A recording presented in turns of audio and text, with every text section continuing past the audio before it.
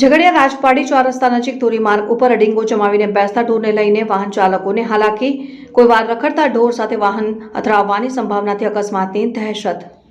ભરૂચ જિલ્લાના ઝઘડિયા તાલુકામાંથી અંકલેશ્વર ભરૂચને રાજપીપળા સાથે જોડતો ધોરીમાર્ગ પસાર થાય છે। આ ધોરીમાર્ગ ઝઘડિયા રાજપાડી ઉમલ્લા જેવા મહત્વના વેપારી મથકોના ચાર રસ્તા પરથી પસાર થાય છે।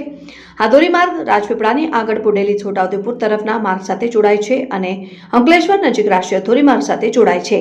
તેથી ધોરીમાર્ગ 24 કલાક વાહનોની આવન જાવનથી ધબકતો રહે છે।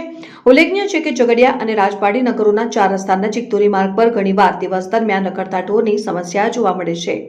ઘણીવાર ઢોરો ચાર રસ્તા નજીક રોડની વચ્ચોવચ્ચ અડીંગો જમાવીને બેસી રહેતા હોય છે, તેથી જતા આવતા વાહનોને તકલીફ પડે છે।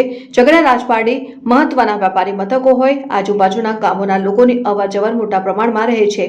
કોઈવાર રખડતા ઢોર આવતા જતા વાહનો સાથે અથડાવવાની સંભાવના રહેલી છે, તેને લઈને અકસ્માતની દહેશત રહેલી છે। અત્રે ઉલ્લેખનીય છે કે અંકલેશ્વર ઔદ્યોગિક વસાહતના રહેણાંક વિસ્તારોમાં રખડતા ઢોરનો ત્રાસ દૂર કરવા તંત્ર દ્વારા રખડતા ઢોર પકડવાની ઝુંબેશ શરૂ કરવામાં આવી છે।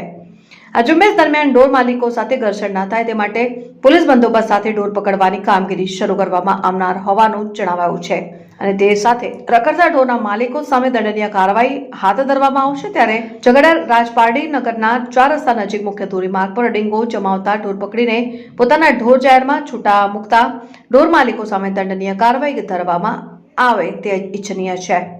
અબ્દુલ રઉફ ખત્રી, ઉમલ્લા।